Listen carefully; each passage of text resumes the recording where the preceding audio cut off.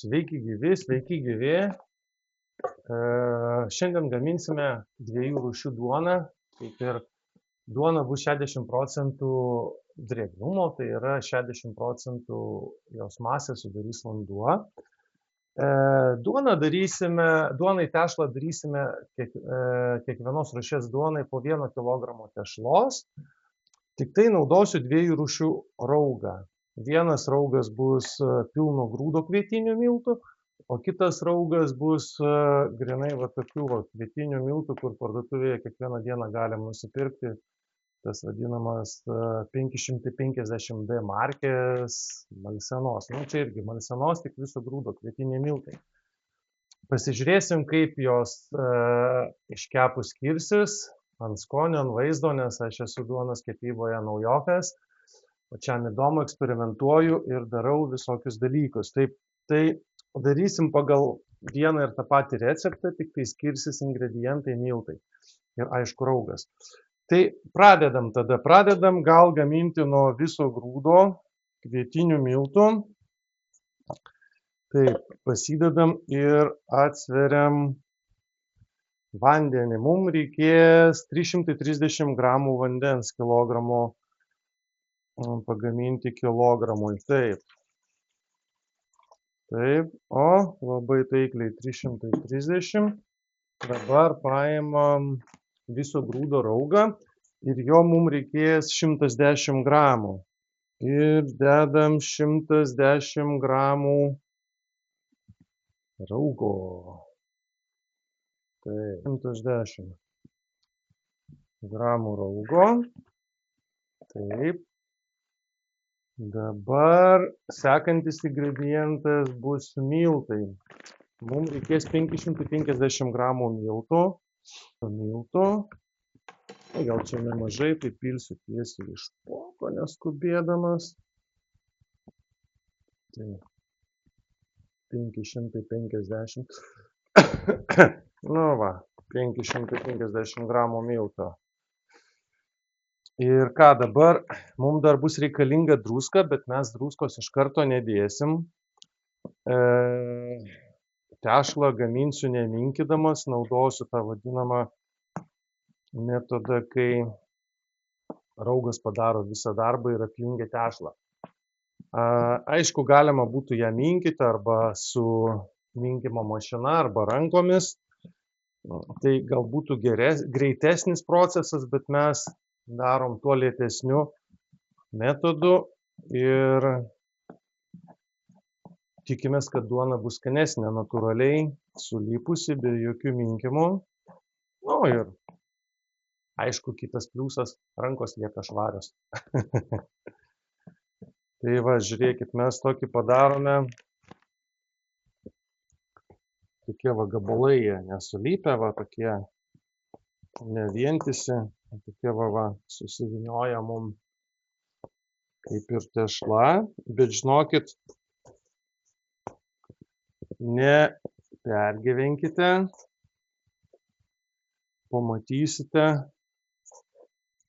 po valandos, koks bus efektas, kaip jinai atrodys po valandos. Taip, dabar taip, kad čia neišmest, mes ją dar biškį pramaišome, kad neliktų tų sausų miltų, kad viskas susimaišytų gražiai. Kaip ir jau gražus produktas, toksai paėmus, tokie gabaliukai. Mes dabar darom taip.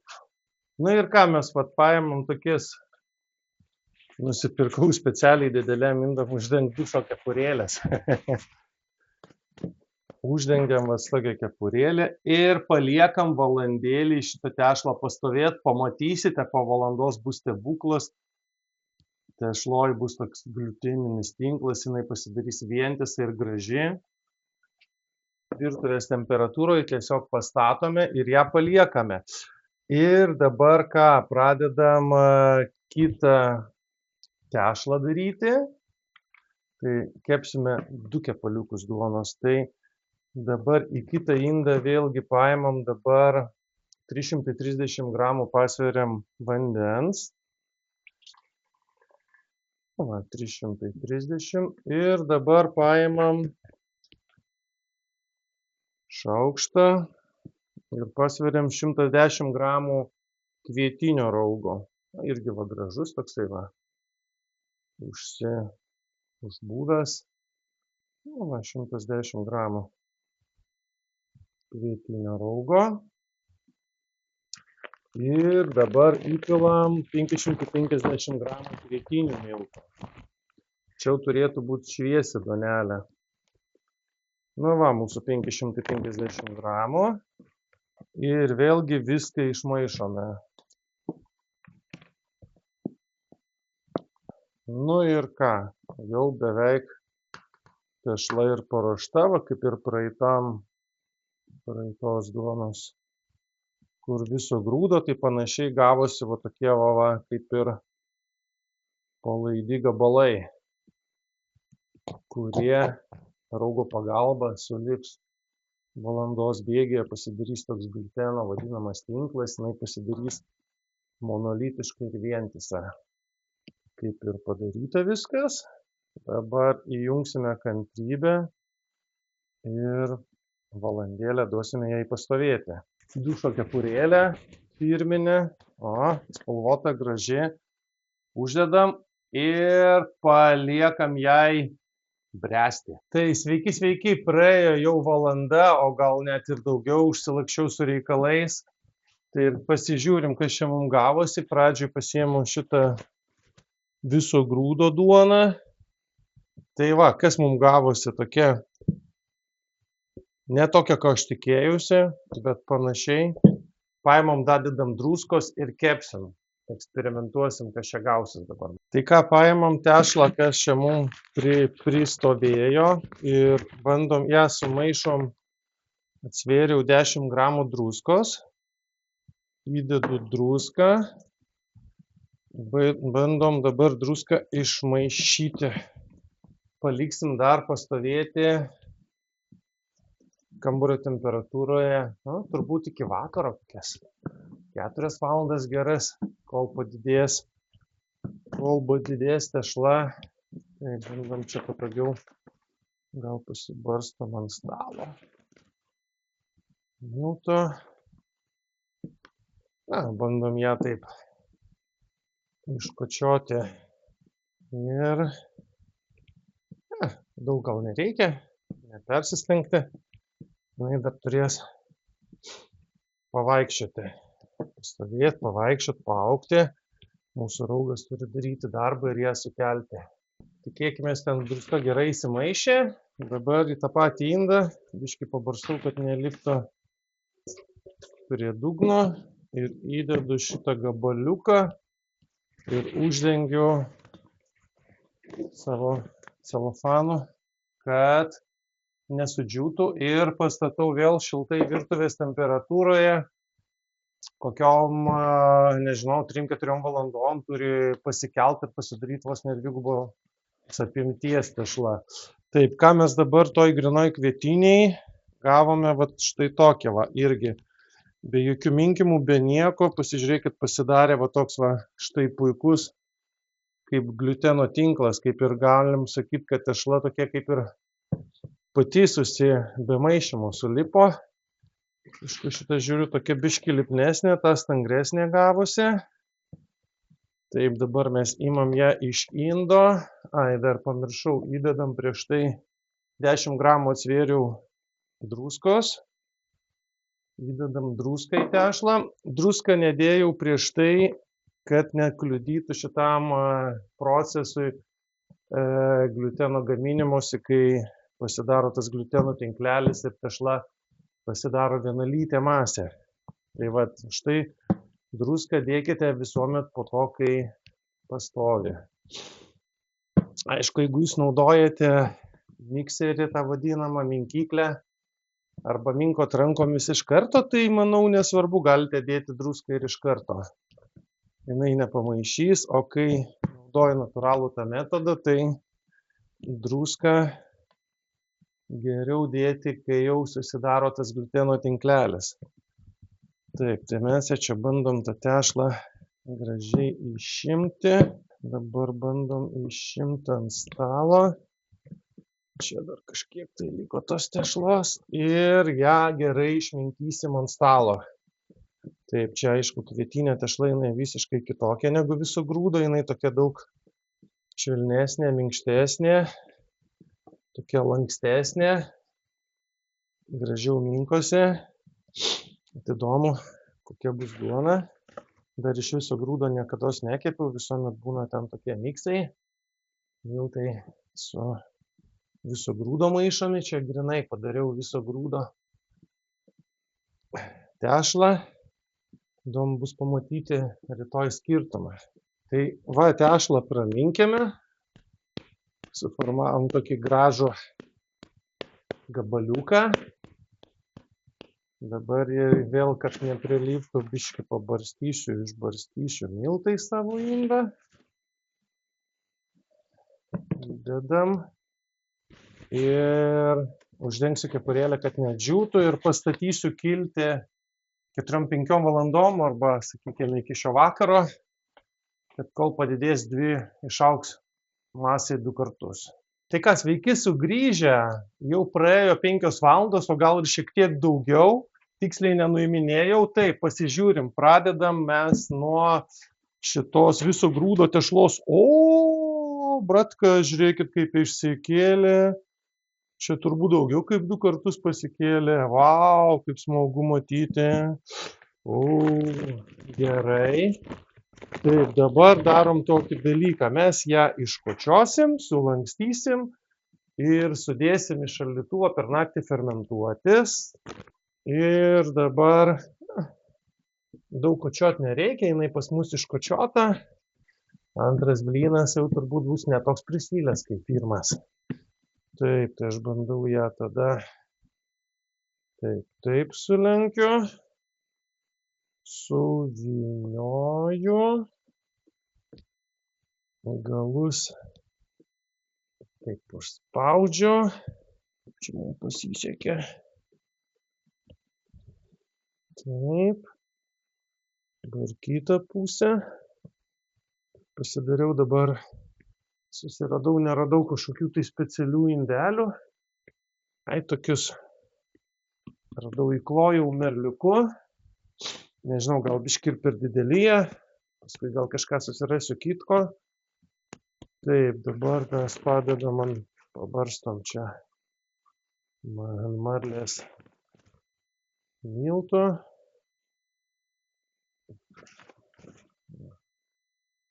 Pabarstom ir šitą irgi. Aišku, reikėtų kažką susirasti mažesnį, žiūriu pagal tūrį mano kapaliukui. Nu ir ką, dabar va šitą visą daiktą įdedu, nežinau, čia šaldytuvo nepamatysit mano, į šaldytuvą fermentuotis. Taip, žiūrim, kas iš kito gavosi. Nu, kaip ten tas. Na, šitas neiškilo taip gerai. Matyti ir raugas, nors raugas, man atrodo, atrodė gražesnis, bet, nu, šiek tiek padidėjo iš tikrųjų, bet, nu, nesulyginsiu su to, ne? Ten tai visiškai monstriška. Nu, va, pavyko man ją ištraukti. Taip, tokia minkšta, labai tokia, kaip, net nežinau, kaip pasakyti gražiai tą žodį, apibūdinti tokia elastinga. Čia neskaitau, kad komentarai, tokių komentarų ir aš galiu bet kam pridėliot, bet rašykite, jeigu galvojat, kad kažką galit konstruktyviai patarti. Arba pabendraut norite. Taip sakant, antras bandymas. Šįkart darau net iš karto 2 kepalus. Taip, čia dar vieną tokį turbo indą. Susiradau, nežinau, kaip jis man tilps į šaldytuvą. Dar aš jį čia išbarstau miltais. Taip, įberiu. Išberiu, kad nesulipto. Ir pastatau fermentuotis į šaldytuvą. Tai ką, tada ačiū uždėmesį, kas mane stebėjote ir ryte kepsime duoną, parodysiu, kas man gavosi ir iki greito susitikimo. Labas rytas, štai ir išaušo rytas ir kepsime duoną. jau įkaitinau orkaitę iki 250 laipsnių Celsijaus. Žiūrėkit, kaip gražiai iškylo. Vai, gavosi tikra duonytė. Tai pradedam nuo viso grūdo duonos. Bandom ją atsargiai.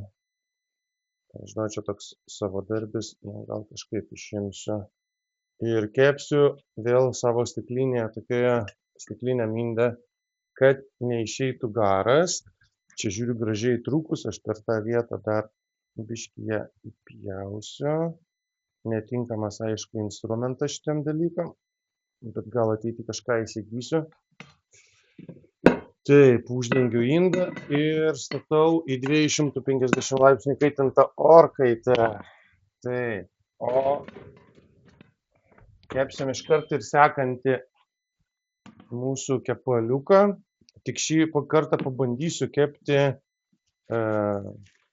vakuuminiai plėveliai, kur mėsą kepti, ar ne? Gal žinot, kokią naudojate dažnai.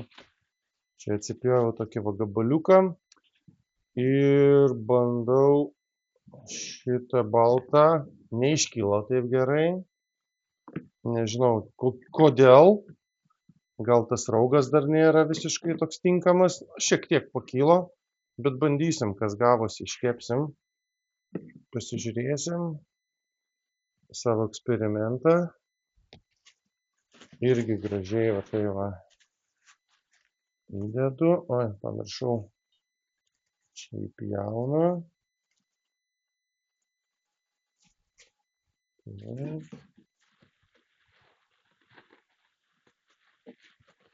Taip.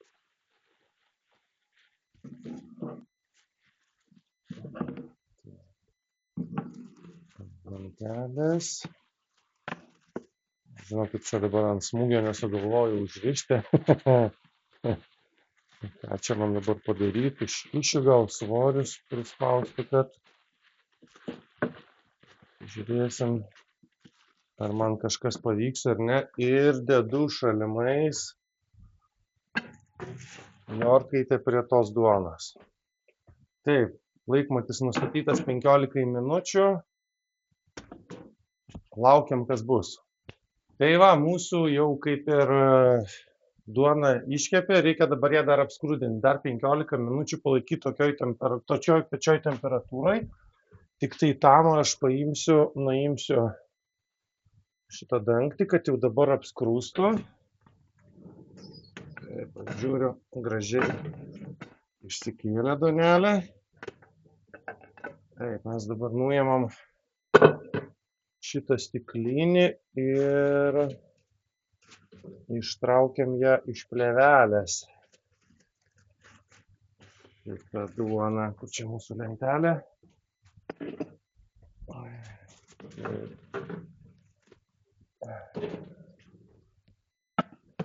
Man ją čia taip. O, tai graži gavosi ir šita.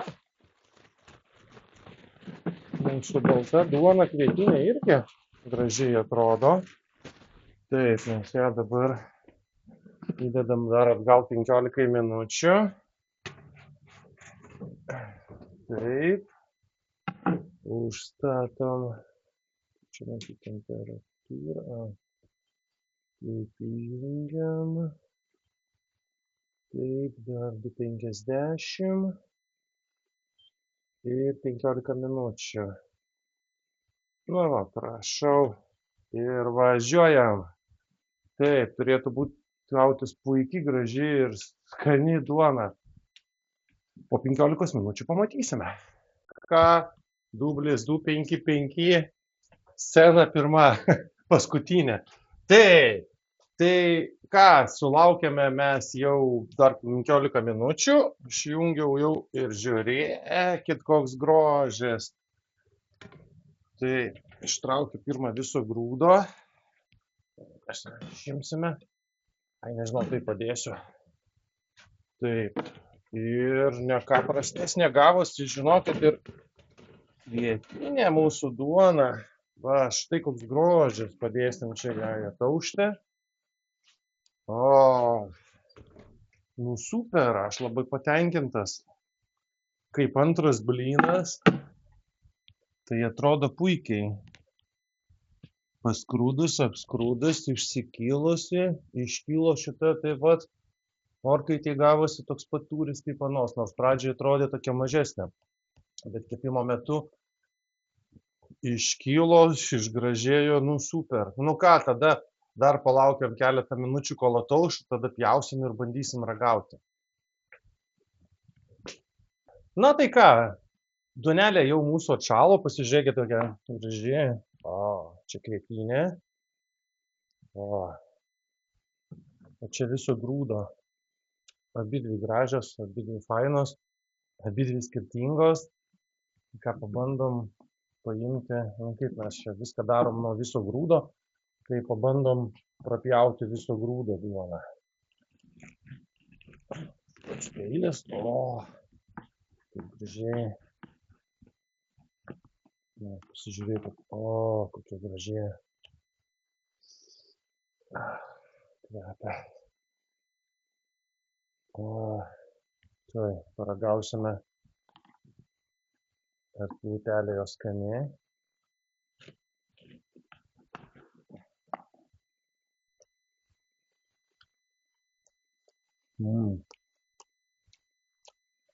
Prieš tai tokia gerūnė, čia šitą viso grūdo, tai kaip panaši tam mūsų lietuvišką juodą duoną. Rūgštelė jaučiasi. Geras dalykas.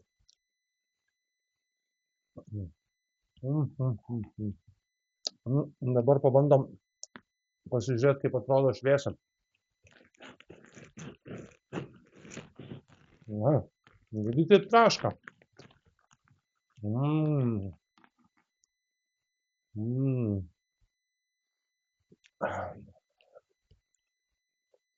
Štai jo tekstūra, burbuliukai viduje.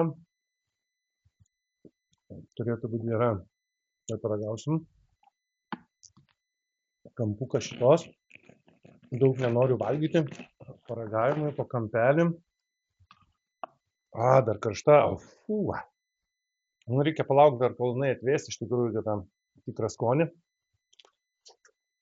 Suprastų.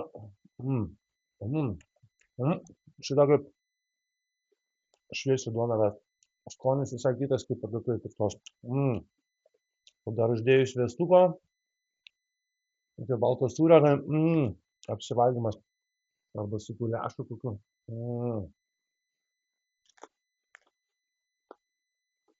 Labai geram.